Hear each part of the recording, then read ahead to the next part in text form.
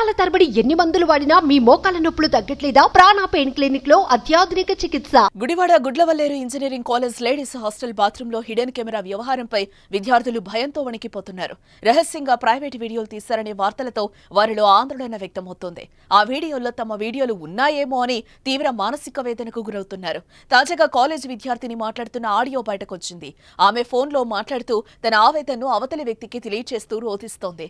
College బాత్రూంలో వీడియోలు తీశారంట, భయమేస్తోంది, చచ్చిపోవాలనిపిస్తోందే అని ఏడుస్తూ అవతలి వ్యక్తికి చెప్తోంది. ఆ ఆడియోలో ఏముందో చూద్దాం. ఫోర్త్ ఇయర్ ఫోటో కూడా చూసాము మేము.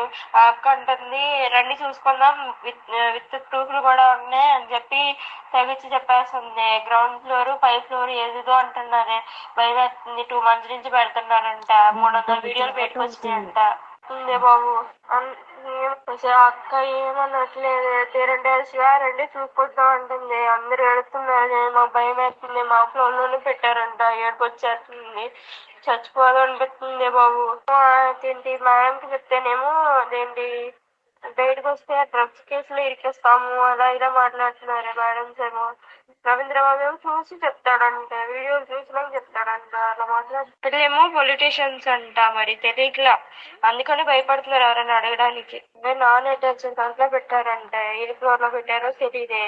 ఇప్పుడు 300 వీడియోలు అయితే బయటకు వచ్చినాయి అని మాత్రం అంటున్నారు. సీనియర్స్ ధర్నా చేస్తున్నారు. సీనియర్స్ ఏమో గొడవ పడుతున్నారు. అది మేడం వార్డెన్స్ ఏమో కర్రలు పట్టుకుని ఎమ్మడి పడుతున్నారే, కానీ సీనియర్స్ చాలా మంది ఏడుస్తున్నారే. 300 వీడియోలు 2 నెలల నుంచి జరుగుతుందంట. ఆ పిల్లేమో పొలిటీషియన్స్ అంటే ఫేక్ న్యూస్ అంటున్నారు. ఫేక్ న్యూస్ చూసి చెప్తాం, వెయ్య మాట్లాడినాను కాదు. అవే ప్లీజ్ ఎవరి వీడియో కనుక్కోండి. ఇక్కడ వీడియో ప్రూఫ్ చూస్తేనే మాకు మిమ్మల్ని పట్టించుకుంటారంటే, లేకపోతే పట్టించుకోరంటే. అసలు ఏడుపు వచ్చేస్తుంది. మా ఫ్లోర్ లో కెమెరా దొరికిందంటే వీడియో పెడితేనే మాకు ఏదైనా చేస్తారంట, లేకపోతే ఏం చెయ్యాలంట. అడుగుతుంటే కూడా కర్రలు పెట్టి కొడుతున్నారే, అంత ఉండే హాస్టల్లో. ఇప్పుడు మా సిచ్యువేషన్ అందరు ఏడుస్తున్నారు.